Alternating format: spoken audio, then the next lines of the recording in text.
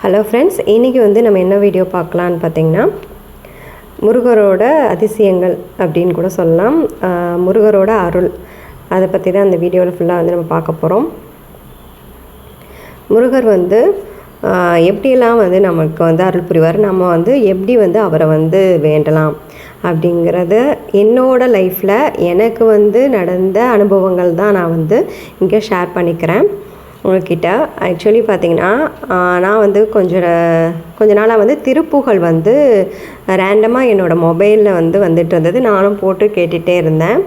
தொடர்ந்து கேட்டுகிட்டே இருக்கிறப்போ அப்போ தான் பார்த்திங்கன்னா, அந்த திருப்புகழ் கேட்க தான் நான் முருகர் மேலே பக்தியானேன். ஸோ முருகர் வழிபட ஆரம்பித்தேன். ஃபஸ்ட்டு இருந்தே நம்ம முருகர் வழிபட்டுருப்போம். ஏன்னா சின்ன வயசுலேருந்தே நம்ம தமிழ் கடவுளுங்கிறப்போ நம்ம வீட்டில் முருகர் ஸ்பெஷலாகவே இருப்பார்.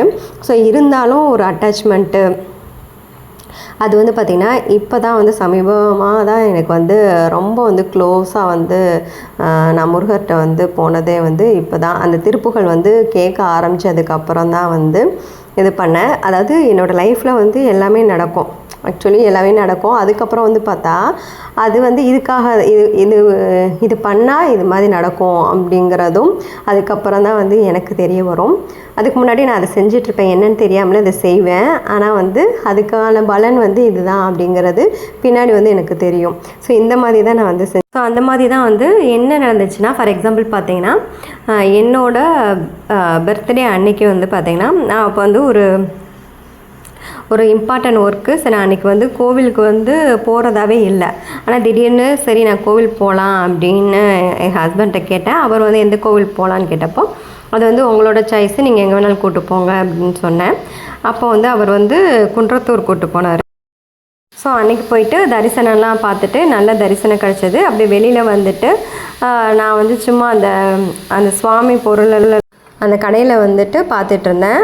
ஆனால் ரொம்ப நாளாகவே எனக்கு வாராகி சிலை வாங்கி வீட்டில் வைக்கணும் அப்படின்னு சொல்லி எனக்கு ரொம்ப ஆசை. ஒவ்வொரு கடைக்கு போகிறப்போயும் எங்கள் வீட்டில் பாப்பா எல்லோரும் என்ன சொல்லுவாங்கன்னா, இந்த ஃபோட்டோ இருக்கும், வாராகி ஃபோட்டோ பார்த்தோன்னையும் எக்ஸைட் ஆகிடுவாங்க.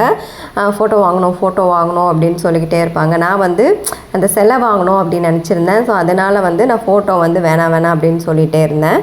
ஸோ அன்னைக்கு சரி திருப்பி அதை கேட்டுகிட்டு இருந்தனால சரின்ட்டு நான் ஒரு வாராகி அம்மா ஃபோட்டோ அங்கே இருந்தது. அதை வாங்கினேன். வாங்கிட்டு அப்படியே வீட்டுக்கு வந்துட்டோம்.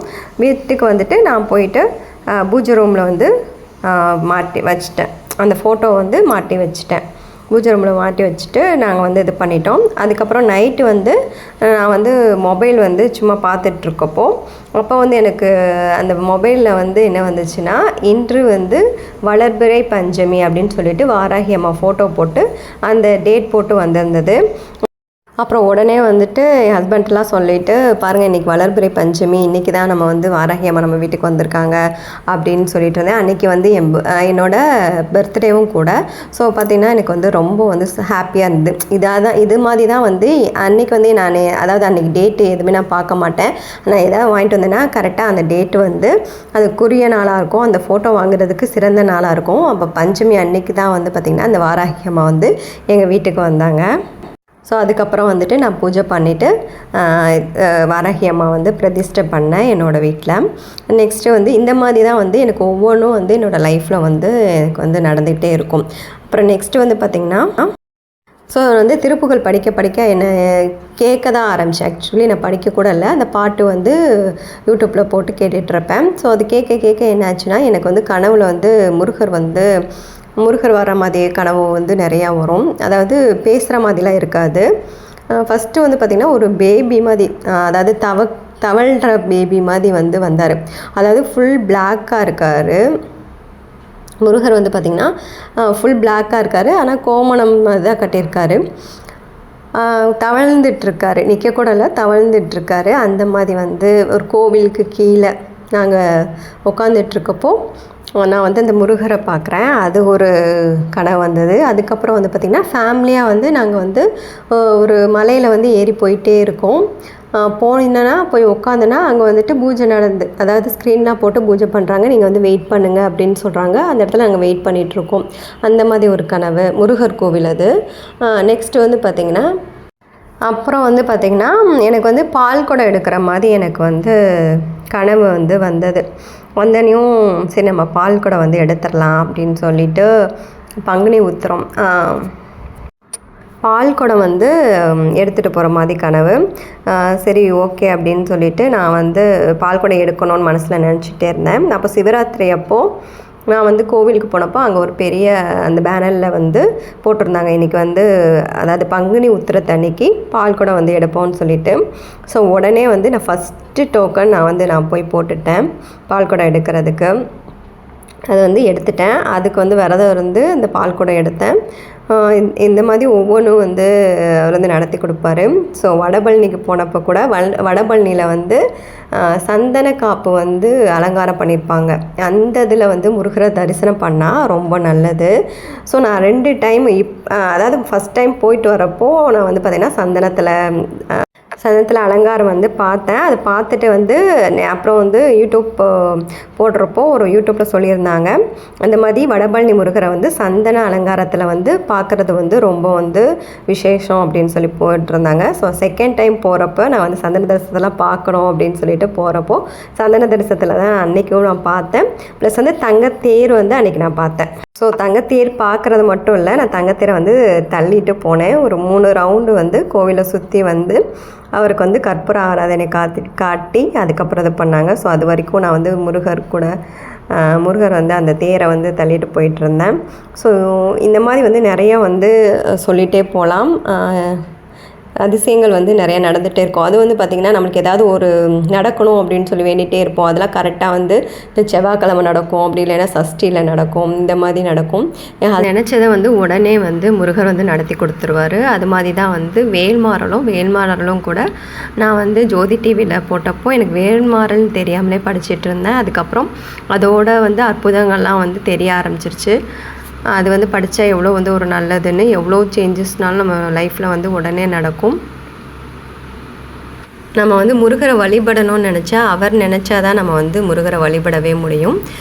நம்ம வந்து அவரை வந்து சரணாகதி அடையணும் அப்படின்னு நினச்சோன்னா அவர் வந்து ஃபஸ்ட்டு வந்து நம்ம எதுவுமே செய்ய வேண்டாம், அவரே வந்து எல்லாமே நம்மளுக்கு வந்து அவரே வழிவகுத்து கொடுப்பாரு.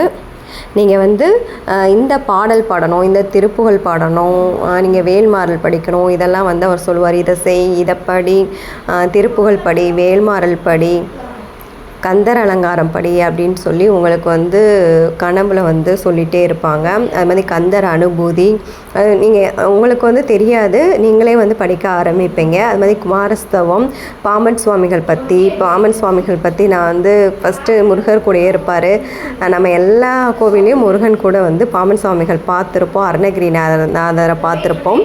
ஆனால் வந்து இந்த திருப்புகழ் இதெல்லாம் படிக்க ஆரம்பித்த பிறகு தான் வந்து பார்த்திங்கன்னா அருணகிரிநாதர்னா யார், பாம்பன் சுவாமிகள்லாம் யார், அவங்களாம் வந்து எவ்வளோ வந்து முருகர் வந்து அவங்களுக்கெல்லாம் வந்து அருள் புரிஞ்சிருக்காரு, அவங்கெல்லாம் வந்து முருகரோட ரொம்ப வந்து செல்ல பிள்ளைகளாக எப்படி இருந்திருக்காங்க அப்படின்லாம் வந்து நம்ம பார்க்குறோம். அருணகிரிநாதருக்கே வந்து முருகர் வந்து ஃபஸ்ட்டு சொன்ன உபதேசம் என்னன்னு பார்த்தீங்கன்னா சும்மா இரு அப்படின்னு தான் சொல்லியிருக்காரு நம்ம திருவண்ணாமலையில். அது ஒரு நம்ம பிரச்சனை என்ன, நம்ம பிரச்சனைக்கான தீர்வு என்ன, எல்லாமே வந்து அவர் வந்து நம்மளுக்கு சொல்லிடுவார். ஏன்னா எனக்கு வந்து என்னோடய பிரச்சனை வந்து தீர்றதுக்கு வந்து நீ பால் குடம் எடு, அது எங்கே எடுக்கணும், எப்படி இருக்கணும், எல்லாமே அவர் தான் எனக்கு வந்து காட்டினார். நீங்கள் வந்து சும்மா இருந்தாலே போதும், முருகரை மட்டும் நினச்சிட்டே இருங்க, அவரே வந்து உங்களை ஆட்கொள்வார். என்ன செய்யணும், என்ன படிக்கணும், எல்லாமே வந்து அவர் நம்மளை வழி நடத்தி கொண்டு போவார். அதில் எந்த சந்தேகமும் கிடையாது. இது மாதிரி முருகரோட அதிசயங்கள் பார்த்திங்கன்னா சொல்லிகிட்டே போகலாம். என்னோடய லைஃப்லேயும் நிறையா இருக்குது. இனி வர வீடியோஸில் நான் வந்து முருகரோட அதிசயங்களை வந்து நான் ஒவ்வொன்றா வந்து உங்கள் கூட ஷேர் பண்ணிக்கிறேன். ஸோ இந்த வீடியோ பிடிச்சிருந்தா லைக் பண்ணி ஷேர் பண்ணி கமெண்ட்ஸ் பண்ணுங்கள். உங்கள் ஃப்ரெண்ட்ஸுக்கு யாருக்காவது தேவைப்பட்டால் இந்த வீடியோ வந்து ஷேர் பண்ணுங்கள். எல்லாத்துக்குமே வந்து நல்லதே நடக்கும், வேலை கிடைக்கும், குழந்தை பிறக்கும், திருமணம் நடக்கும், எல்லாமே. அதாவது நம்ம லைஃப் நம்மளுக்கு என்ன தேவையோ அதை கண்டிப்பாக வந்து முருகர் வந்து நம்மளுக்கு வந்து சரி பண்ணி ஏற்படுத்தி கொடுப்பாரு. நல்லதே நடக்கும். தேங்க்ஸ் ஃபார் வாட்சிங்.